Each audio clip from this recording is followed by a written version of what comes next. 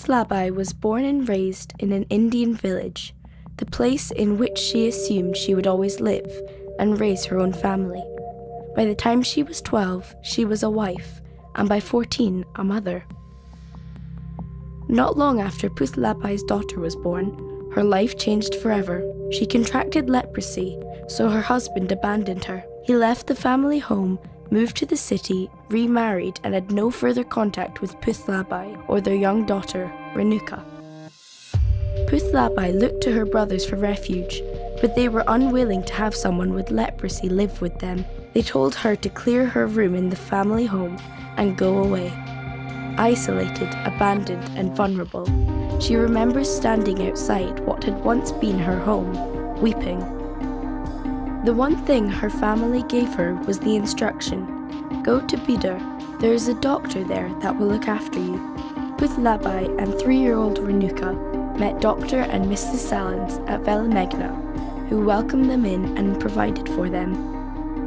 Even though Putlabai suffered from serious depression and lived as a recluse in the hospital, Renuka felt at home and was nourished by the Velamegna community, and both became part of this family.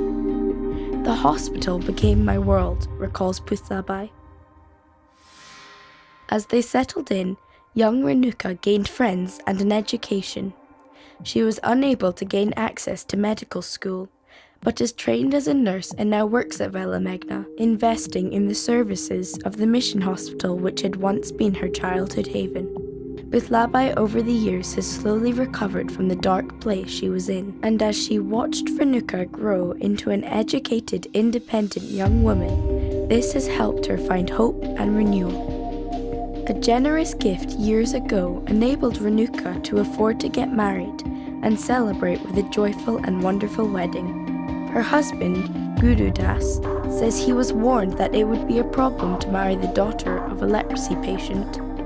He was not dissuaded, however, saying, "What God gives us, this we will deal with."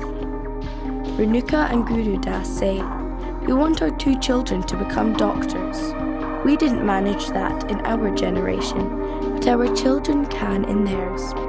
We want to return the blessing that came to us from Dr. and Mrs. Salins."